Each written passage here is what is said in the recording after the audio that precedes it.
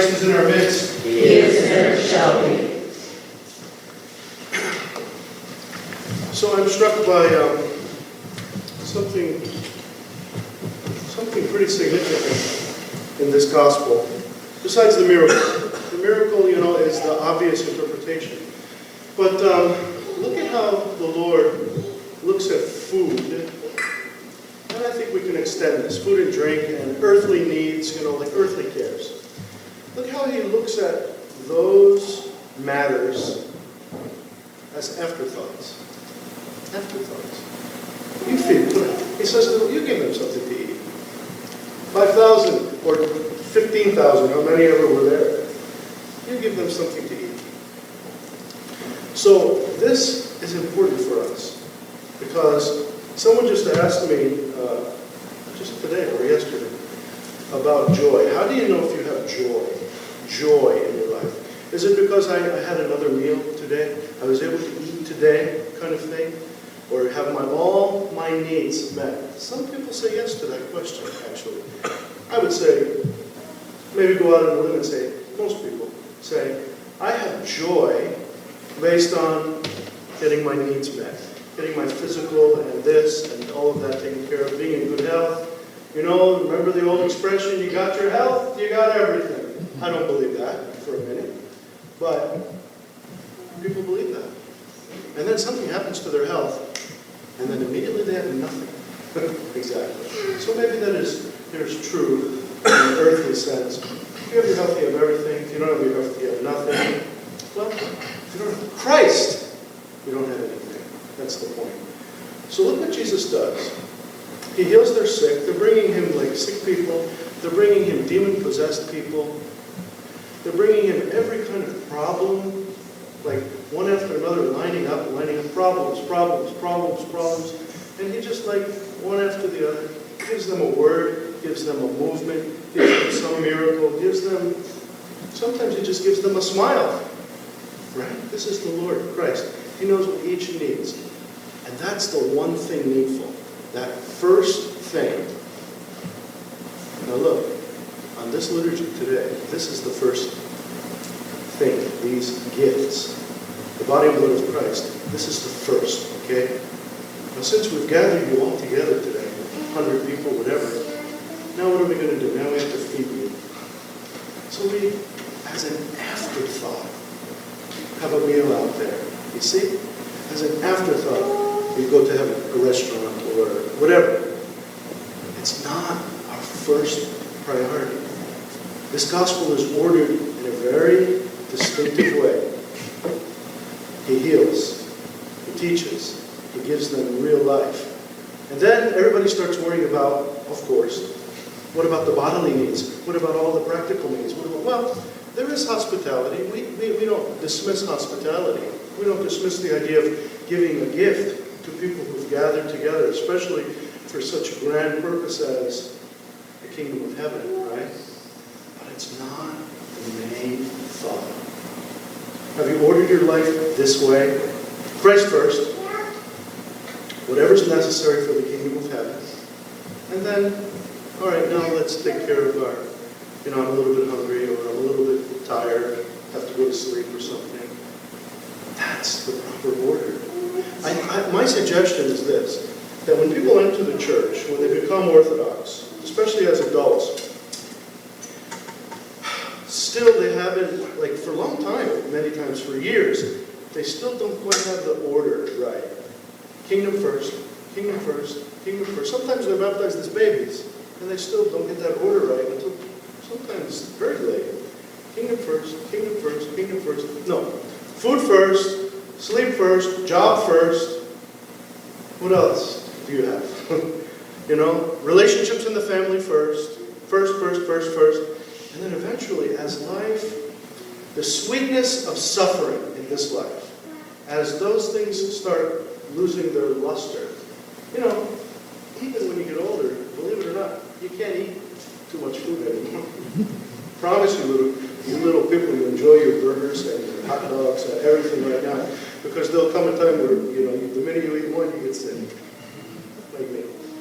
You eat something, you get sick. And then what happens when all of that loses its shine? There's no more like glamour in all of this. And then the last domino to fall, believe it or not, even physically, when somebody's in the hospital on their deathbed, the last thing that happens is they can't eat it. They stop eating. You know, when people say, oh, they've stopped eating, this is kind of a code word for there's not long left in this life. Not too much longer. They've stopped eating, right?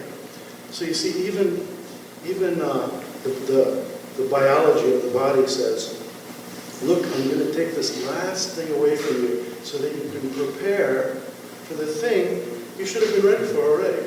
You see? Real life. Real food. Real food. It reminds me of, Christ who says, don't worry about what you're going to eat today. Don't worry about what you're going to drink today. Your Heavenly Father has all of those needs in mind.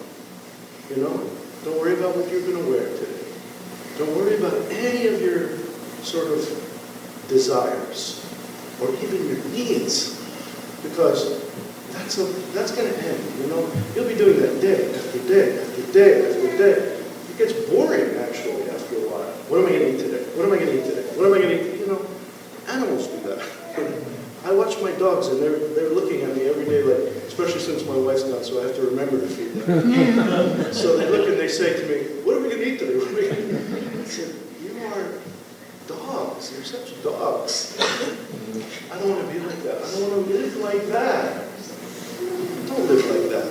The exalted is, first, we feast from the Master's table. First, we partake of anything holy, anything sacred.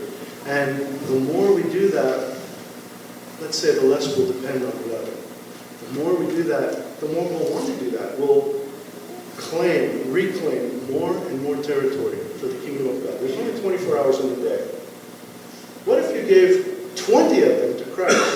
That would seem like a lot to us who live in the world. And yet, He wants 24, by the way. He wants all of it. He wants our sleeping time. He wants our eating time. The reason we eat out there after this meal is because that meal is a reflection of this Holy Communion today. Anything we do after that has to be in that spirit, has to be in that holiness. Otherwise, we're like my dogs. What are we going to eat today? What are we going to eat? Go out, test yourself. Maybe you've done it. Think about the last year. Right after church, you go to that outside and you look on the table and you see what you're going to have to eat today. Or you go home. And I know little guys do this sometimes. They say, what's for supper? What are we going to have today? It's a big, huge concern. Minimize it a little bit. Food and drink and all the rest of the cares, right? Minimize them a little bit. What kind of job am I going to get? What kind of education am I going to get? That's fine. I just read the thought of the day. Metropolitan Joseph sends out a thought of the day every day. And today he was quoting St. Tikhon of Zidans. He says, at the end of time, when you come and stand before the judgment seat of Christ, parents, right, or godparents for that matter, he's going to say, not did you teach your children French or German or Italian, but he's going to ask you, did you teach them the ways of the gospel? Did you teach them the law of Christ? St. Tikhon said that. It's beautiful. We worry about A, B, C, D, E, 1, 2, 3, 4, 5, many things. And the one thing needful, which should be first, and then we turn to food, and then we turn to education, secular education.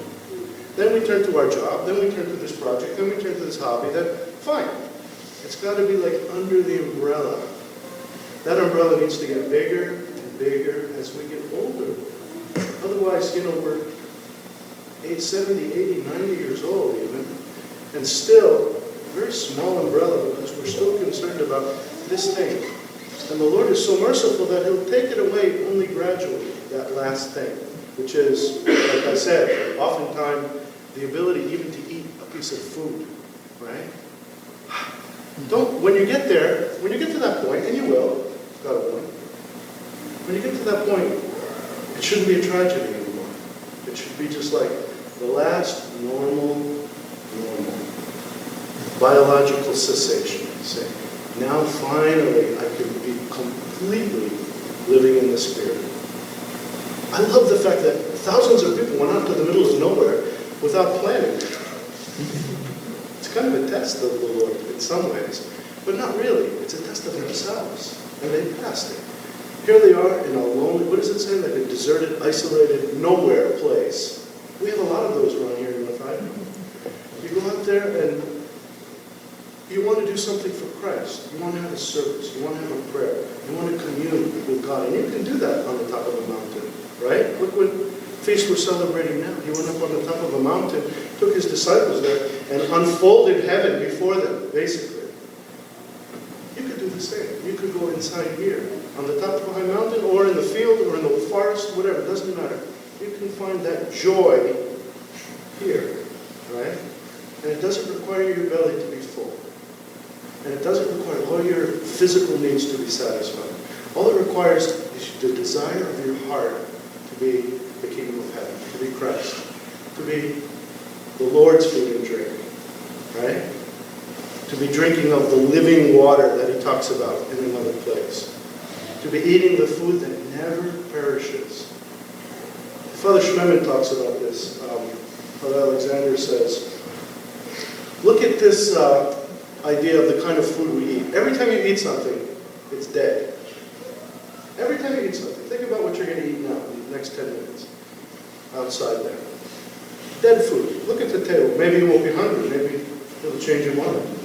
Because this kind of food only leads us to the next meal. To the next meal.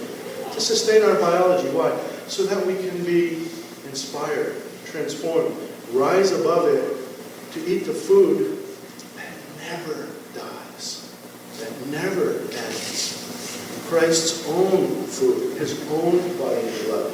You see, it's the only living food. Everything else has to be kept, as Father, I'll finish his quote. Father Alexander says, everything else has to be kept in refrigerators, like corpses. That's what we eat. So don't put so much emphasis on that, okay? Put more emphasis on that which never, ever perishes. So when you think of food, or sleep, or work, or earthly relationships, or whatever, little irritations, little joys, anything of this earth, when you think of it, it's only sinful when it's the top priority. It's only sinful when it's not just an afterthought. All of that's just an afterthought for Christians. For you, you have everything you need when you have Christ. The saints, it's almost like an inverse proportion thing. The more they, let's say, fasted from food and even sleep, that's a little trickier. But the more they fasted from the bodily things, the less they needed them. The less they need them. And the more they lived a spiritual life, the more they needed those. In other words, the habit was developed more and more and more. And it's the opposite too. The more you need food, the more you enjoy the earthly things too much, the more you will need them. You will step into this world of craving and even addiction, So, less reliance on all the rest of it and more reliance on Christ. And then that your food will be sweeter. I don't know how to say it. Your food and drink will taste different. I'll close with this little story. It just popped into my head. The story of the emperor, one of the Byzantine emperors, who was traveling. And, whenever the king traveled in the old days, they would send out messengers before him a day or two in advance to make sure that there was some food, something prepared for His Majesty to eat, right? So there was this one stretch of the road during one of his trips, and on that stretch, there was very little, like a desert kind of experience, except there was one little hut, and in the hut lived a monk, of all things, an ascetic, out in the middle of nowhere. And they said, okay, prepare something because the emperor's coming, he'll be here this afternoon or tomorrow, whatever it was. The emperor's coming in, this is the only place to stop. This is the only place in the whole 1,000 miles. So he goes there, the emperor gets there, he stops. The monk welcomes him, with humble greeting, but at the same time, he sits down, he eats, I think there was a piece of bread, maybe a little dish of gruel or something, you know. He eats that, and he said to the monk, he says, tell me something. How is it that I have the best chefs from all over the world, actually, who prepare my meals every day? And I've never tasted any food as delicious as this. And he looked, it's like bread, you know. How is it that that's possible? And the monk just said, Your Majesty, it's because it's prepared with a blessing. It's prepared with the whole life blessing poured into it, that's all. So it's God's food. Live like that. Simple things, small things are huge. They'll change your life.